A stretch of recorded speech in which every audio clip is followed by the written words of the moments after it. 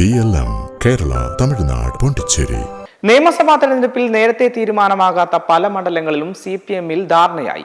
UDF കോട്ടയായ ആലുവയിൽ മുൻ MP ആരിഫിനെ സജീവമായി പരിഗണിക്കുന്നുണ്ട്. അദ്ദേഹം മണ്ഡലത്തിൽ സ്ഥാനാർത്ഥിയായി എത്താനുള്ള സാധ്യതയേറെയാണ്.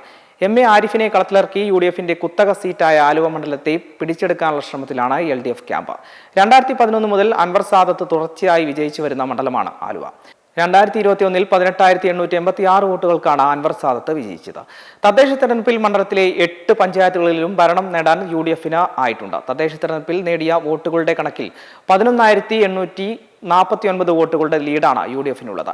എന്നാൽ നിയമസഭാ തെരഞ്ഞെടുപ്പിൽ UDF-നെ അട്ടിമറിക്കാൻ ആരിഫിന്റെ സ്ഥാനാർത്ഥിത്വത്തിലൂടെ സാധിക്കുമെന്നാണ് CPM കണക്കുകൂട്ടുന്നത്.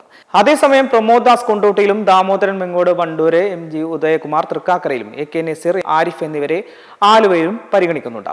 കുന്നത്ത് മുഹമ്മദ്, MP അലവി എന്നിവരെ മങ്കടയിലും ഹനീഫയെ പുലാമന്തോളുമാണ് പരിഗണിക്കുന്നത്. ലീഗ് വിട്ടുവരുന്ന സ്വതന്ത്രൻ, പെരിന്തൽമണ്ണ എന്നിങ്ങനെയാണ് CPM പുതുതായി തീരുമാനമായ സീറ്റുകൾ.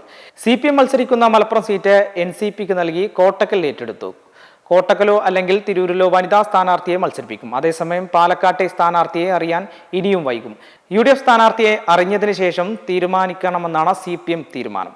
അതേസമയം അൻവർ സാദത്ത് തന്നെയായിരിക്കും ആലുവയിലെ UDF സ്ഥാനാർത്ഥി. മെമ്പർമാരുടെ നിക്ഷേപങ്ങൾക്ക് ഉയർന്ന ലാഭവിഹിതം നൽകുന്ന കേന്ദ്ര സർക്കാർ സഹകരണ registered society Bharat Lajna multi state housing cooperative society limited.